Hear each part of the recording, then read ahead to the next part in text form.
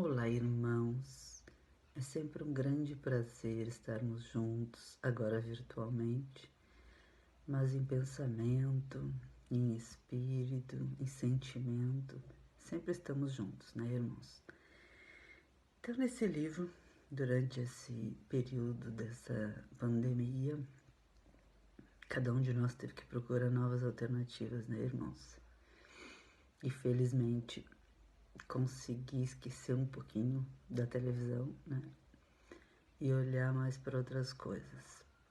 E na leitura, né, irmãos, além de a gente aprender, a gente consegue uma calma interior também, que é muito interessante. E nesse livro, que eu já falei por irmãos em outras falas, O Lado Oculto da Transição Planetária, peguei um trecho aqui que fala, né, sobre os médiuns da regeneração e vou ler um trecho interessante para nós. Elegem a afetividade como forma prioritária de comunicação humana por meio do diálogo interativo. Seu foco é o desenvolvimento humano. Algo extremamente valoroso se considerarmos que nas comunidades espiritualistas o incentivo ao desenvolvimento mediúnico já causou muitos efeitos indesejáveis e produziu médiuns sem comprometimento que apenas assumiram a tarefa para se livrar dos tormentos da dor pessoal, acreditando que desenvolver mediunidade resolveria suas lutas individuais. Amam o renascimento de conceitos, a espiritualidade e repudiam os formatos religiosos, a intolerância, a violência e o preconceito. Os médiuns da regeneração, por fim, amam a originalidade, a autenticidade e não encontram motivação em seguir padrões perante os quais não possam examinar, mudar ou questionar. Então, essa parte é interessante, irmãos, para cada um de nós, nesse momento, se enxergar, né, como médium, o nosso comportamento, o nosso objetivo, o nosso papel, o quanto estamos cuidando da nossa reforma íntima, né? O quanto estamos fazendo o que falamos ou só falamos e temos outros comportamentos, né? O quanto somos médiuns ou trabalhadores, ou seja qual for a religião, o caminho que decidirmos seguir, o quanto nós somos só lá dentro desse ambiente e o quanto nós praticamos na rua. Sabe-se que existem pessoas de uma caridade, que praticam uma caridade enorme, né, irmãos? Muito mais do que nós tentamos fazer e não frequentam lugar nenhum. Né? Pessoas que dentro das suas casas, na sua vida, no dia a dia, pensam no outro, são solidárias às pessoas e conseguem em qualquer momento ajudar, seja com, não precisa ser só aporte financeiro, né, irmãos? Com uma palavra, com uma atenção, às vezes um olhar sobre um irmão, não um olhar com, não piedade, mas com empatia. Olhar aquele irmão, se colocar no lugar dele, né, irmãos? Isto sim é respeito, é ter, primar por ajudar as pessoas. E nós todos sabemos, né, irmãos, que é para isso que nós viemos ao mundo. Para fazer parte do trabalho de Deus, além de nós tentarmos buscar nossa perfeição, ajudar uns aos outros, trabalhar na obra de Deus, que é o que, enquanto nós tivermos um pouquinho desse que nós tivermos, tentar ajudar alguém. E é para isso que Deus nos trouxe ao mundo, porque Ele sabe que cada um de nós, no seu grau de perfeição, tendo condições ou não, mas cada um faz o que pode. E até é comprovado, né, irmãos, que quem menos ganha é quem mais dá, é quem mais ajuda, né? Infelizmente, porque teria que ser o contrário. Mas enfim, que nós olhemos para dentro de nós, que nós paremos de olhar o que o outro poderia fazer, julgar porque o outro está agindo daquela forma. olhar para nós, buscar nossa reforma íntima, nos enxergar tal qual somos, né, irmãos? Por isso que tem aquela passagem que diz: conhece-te a ti mesmo. Quando nós nos conhecermos e feito isso, paramos para pensar e depois vamos para um outro patamar, que é o mais difícil, né, irmãos? Nos modificarmos. Muitos de nós fala mais do que faz.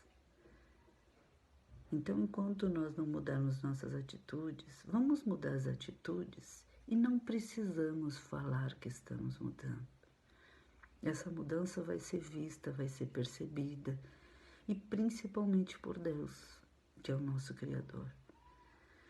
Muitas vezes nós saímos aos quatro cantos com falas: porque agora eu estou fazendo assim, porque agora eu estou fazendo, porque eu ajudei, porque eu colaborei. E sabe-se muito bem, né, irmãos, da passagem que diz: o que a vossa mão esquerda não saiba o que a vossa mão direita dá. Quer dizer que nem para nós mesmos nós deveremos de sentir que estamos ajudando, nos gloriarmos disso. Não. Nós devemos de ajudar por empatia, por compaixão. E a gente sabe disso, né, irmãos? Que sempre que ajudamos aos outros, nós também somos ajudados. Então, que a gente entenda esse papel, que a gente se enxergue mais.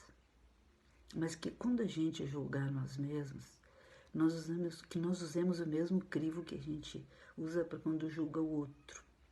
Porque quando a gente julga o outro, a gente é bem imparcial, né, irmãos?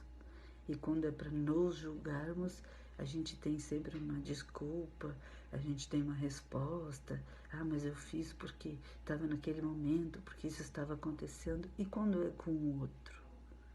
E quando é com alguém que nos fez alguma coisa? Por que nós não usamos a mesma justiça, o mesmo crivo, né? A mesma frieza?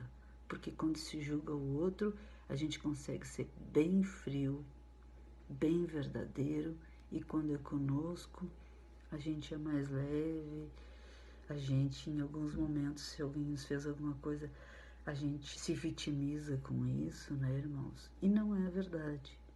Ninguém é injusto conosco, visto que nós todos sabemos que viemos de outras vidas, que vivemos outras histórias e que nada está acontecendo por acaso.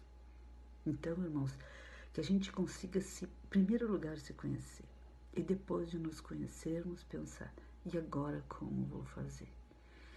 Essas mudanças não precisam ser radicais, né, irmãos? Até porque sabe-se que se nós levamos 40 anos da nossa vida com um procedimento que não é o melhor, digamos assim, nós não vamos em 40 dias mudar, né, irmãos? Mas que nós deixemos com o tempo, vamos errando, mas no final do dia fazendo o nosso julgamento interno, o que hoje eu poderia não ter feito, principalmente o que hoje eu poderia não ter dito. Porque o nosso grande problema é falar mais do que ouvir. Né, irmãos, aquela história antiga, né? Se nós temos uma boca e 2 ouvidos, é porque é para ouvirmos mais e falarmos menos. Porque falar o que a gente pensa, irmãos, no primeiro momento, dá a sensação enganada do alívio. Mas uma vez que nós voltemos, examinemos a nossa consciência e pensemos bem, a gente vai se arrepender, vai ver que errou, mas nunca é tarde.